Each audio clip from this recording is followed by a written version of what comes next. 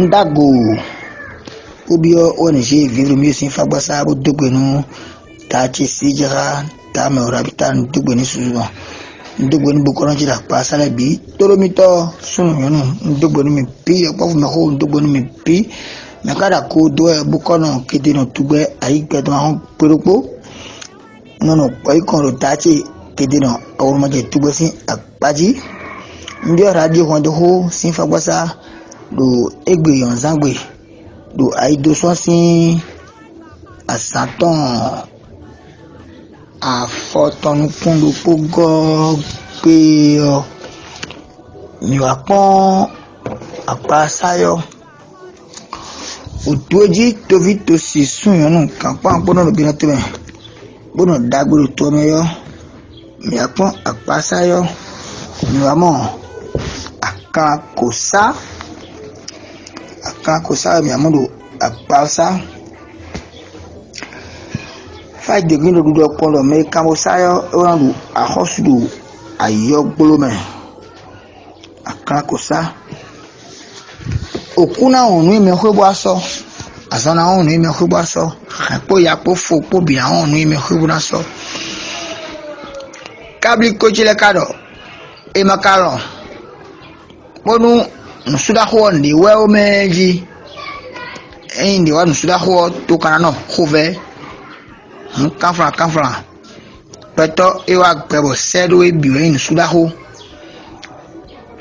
wi me hweto hwino ado fi podasi mo na ndudu na sagun logo tin da ho ro po mi menele bilo yete to e nusuda ho akoine kabli goje ho do kwendo to me edo imana bon ndiwa huyo to na no hove na ha hovile du e temple me xevi atovie ta me aussi temple me fne hovile ru fne aloji mina no huyo yo ina toka mi do nyane si alinu akra ko sa ene imana bonu ndewa medio ndewa meo ina no hove on kwando pour na tuno nsuda ho emi no kwando emi tome o ya tono dio nei te aron tokuno dio a ana won ya tono hotuno tokuno me medikan ya tono me bien tokuno ene do akra ko same onu mi kan ho vla do wo eni o mina kan akra ko sa fado se ma wadu mero polo ko ipo ana se ni won bo kon do fe na ai fa ko we kan fa lo ka sa fo wa ama ka sa fo wa yo ne na mo khone gan gbe akari fa ka do yan do jawe to ma se we don ku a khon do me to ma se we da so a khon do me to ma se we don o kan po ya ko fo po wa fo ngo pia khon do me mi se mi de gbe a e ma se mi de gbe a yo yan do gbe bi amali do me utu fado eni se me de gbe o ma du kankan o ma kankan na wa asuka si botendi hoton tendi kan pa so fi botendi fana grabo kole gba grabo ena ba mi a ni ka ho vile do wo ene ina tun fo bla ene le binumi fado eni te ko bo se me de gbe tanda mi se mi de gbe sin pe sise o en pe sin fifi mumo ayon no bo tasu bo sasu de gbe a nde bude nu ya adon debu na mo ya pe no je ase gbe to abo fon jankali bo jeso se to wana no ji akonsame pana le mo peto e na mi ma no po hawe bona wa nu binu e me mo aso de na mo ya me na do eru mo hawe bo jojo le kere mo ja e kere je ana do kupe bo yiwe fana ngala bo kole para ngala bo mina pe do mo ko to no ahun fado eni se mere gbe e ma no bo ndi ni wa mere o hu sunu wa si ti adaye hu yin to ton bo ton bi uri boni kabli ko je e ma no mo ndi wa hu yo fi pasi bona no hove mi ka hovile o to wo hovile na do keze mami omina gande me ina do sama mi omina gande me ina tun fo bla keze po saton ko ina tun binu mi omina gande me do aka ko same ene faro e ka fa hun e safo ako to bo kan fa o safo a bo ito me asimo dagbe ton a ada sunan dawe ada sinan dawe akan fa savoa akan fa yo asavoa wa ndo wa sema wa krene onaka vive na mo asimo vivia ai sumo ite fa bo de fa drato abukara mi ouvre mo mi o ya je na ka mo vivi fa no no fa do ku ba mo kwanga yo aburo de bua bo ne mo kwanga fa no kwanga di asido kwanga de mo ya mo fa do esehun e ma do venao mere sehun eni ware ji yo ina mo odagbedan mi go si fune boy yi akwaji yo mi amo gberoso pe tegan lo solo so mi kono do yi la fisi modo khime no mo ho bo no do yi khujin ka khoi to sugbe la fisi modo khime no mo ho bo no do yi khujin ka khoi to sugbe do mo kono hunu bo no gbo ku do mo kono hunu do se khrinji beroso fakendo hoi hoba ma kende u gbere ayo fa gbero e ma kende wo akatun kan bo kai kende u bo je dudoji bo so lo ta huije holoto huije numoto bo nu ni amodin doji ado jo gbera yan ado na don yan do wa hwan do manu wi ado ku wa hwan do manu wi e ado ason kan po ya po bia hwan do manu wi e na so bo asana no me mana ki ma ji fi ayi fa na gra bo ko le gbara e na ime ya e mi ya ene mo no mi gbere a eno mo no se to gbo no kro no mo bi na do afonu ko don edija pere ni me do kuli le ko le gba kuli do komi don le mi de to pe lo so me pe te kan lo so mi kro do yi fa do peto ina mo me atiji me e ka do tinyen ka mo me nya fa na gra bu ko le gba na gra ina yi mo ami se hu mi blue ai ko bo ku dro pa ja hu yi fa hwe ai fa ko no fa do hole hun sa foton akan lo ka su metuno fi we fa ko le gba ko ka hwe fana la to da ka me ka hwe fana yo ka su metuno fi o be le abo yi sa fo fa ko le o mi na bo sa fo nu no fi ikite yo ibe gbo ko bi bo sa bo ma ko don la fi san si ya hi me bo imo le bi ya hi me bo adonu o ka su metuno fi blonjele fa ko le gba ko mi na ko kun sa fo de ni o le nu e be fi di mi mo mi la jamre ko hi me ai won ifagun fa lo le me ka do mo ji bera se mi dan bera le gbagun jan ile mi le sa fo ni mo tu meji fo don ko da ile gbagun le gbado me ka do mo ji lo fi san si e mi na go mi ara me ka do mo ji be lo fi san si se won do fa ko le gbagun mi na ko le gbado chi hui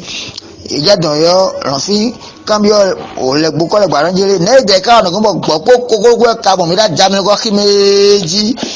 le gbado me ka do mo ji bera se mi don do me ra si don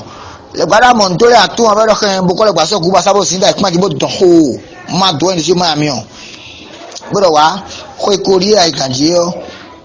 bo tu ko ko tu han tu ya mi tu na ko tu na mo ave lo kan ko ya mi tene mo ave lo kan be ni bo su do be mi go do ri aso o to kunu hun bu no gbo o me mo le bo se ho bo do ni e me je na do su do na ne ko si da ho mo ho bo do ni e ko si da ho jan su do ne do kunu hun bu no gbo o ojo do ojo ni vo na fi we si faro kwantoro poroko me yo do na mado kwantoro poroko me edo khasia mi mo wa to le o tonga le o ina hodo mi lo fi ta si mo be khasia lo fi ta si be khasi e fa gon faro e mi na jan mo e mi na gon mi na le gba jan mo e le gba gon le gba tro nye me gbo mai kokora won ne papa kini a jan khala jina ku gari khakan e gbe bi akwadeji se kan ba sin mo gbogbo kokoro to ko bo se le gba e buru ho mi di me bu ko le gba do yan bo ife sa so gbe bo lo fi ro fa ko le gba ko mi na ko je wa sa fo mi yo isi te bo ija yin ko yo lo fi bla si te mo so yan keun bu ko le gba do fin o peto no sa fo a ani dia ka to si atno fa anago mo ya che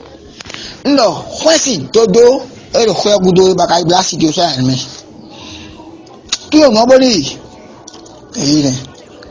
nu pe na le gba ibu yo ene bu ko le gba khori mene o kan do poro ni nu ya no do kunu me adigba nu ama mo do nu ama mo aye kwa ta fo ji ma do mi le mo tanda mi se le nme nu de kan gbo mo ene bo kan gbo mo do ro wi do ado na ku sa ko ba bo je ko tu e fana nga bu ko le gba nga ena gbo mi a wa mo oli won ene jamono jai bono ja charboji o mi amora jigunji fa won fo woli won attendons à son rien au tozon tazon à foison à lozon à tagon mais à son le paye puis et le même doit vous mêler pour toi même pas ya attendons ma beaucoup coup femme va bien de mais à soubibé à photo bé nous quand on doit se béder bien le DJ faka gbero walo enele mi jodo si edo jewe jeno consequence mi do tele me hun mi o teme mi de woli won me lo ma huzu ataje alode vodio abe mo woja alode vodio ina don oyin adon welu so ado tele me hun no teme we ade ma huza chao mara susi boy mo sun devo bodo edo mo hao ma yi merevo kwe sun devo kwe duo wi sunu asale me ade yo aso tagbade medi dokete de medi sinofia na jodo ajodo aja chale vojine fia hoya to na chigbonu ede ya to ayi hun baduna ro fanu fa igbe hun blu akase ni mi se de hun mi wa egbe don mi go no kame mi go du kame opi mi na so egbe don fune o savon de ti mo mi so yan pa sa podo parfum le popo ene savon do akami chawan na jodo mi me no yan kwe dako mo beda chome bono fokwe bi akwe bi no foi se do no no fokwe mi no bi hui ba ho je ko bele homo iko tapo yo mi le savon le yo mi na kwa na ya no se do sa fokwe mi no akwe sa padua so je ko fu don ko bisi alejiwe ele savon akami chaun se do sa do kan na jojo janwe mi da me osin chofule me mi na mo ele terrain si kudo ele o kodome edo radio Carifusi o boutique Océano me o forme ro poikon me iko gbono mi ele mo on fi epo le mi go pe bo ma do file bia ere parfum ina le ho ma do fo ali jede supo asu sameton ino do tagba nyan le boy mo ma su pere anabo daso ye ma we na tagba do ne ka ba so pe jan agbo nu we so ma gba so le ko so to ma je so je fufu ji bo ka so di amo ya yo parfum mi le si sa ye ma we mo ko to na o so nu mi sa ka su gbo nu mi a dan so meji alo so me do ta me ta so parfum fun do nu ji me ko de bu won ta hon ja on sa sa mo ke jo pe na vo ali ne bijeli please je ko to ko me ko to bo mizana il a jeté mizanu melebo mema chia misa mo me ngiro a fara gra bu ko le paranga bo ina gbo mi a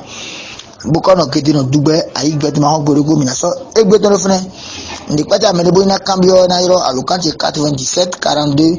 44 10 la so yo mi no boy kon ro dati kedi no o ma je dugbe si apaji fado mi se lehun mi bo blodeji mi ma kama sano mi kambo sai wona bo ahosu da yo gbo me kan ko sa do mo isa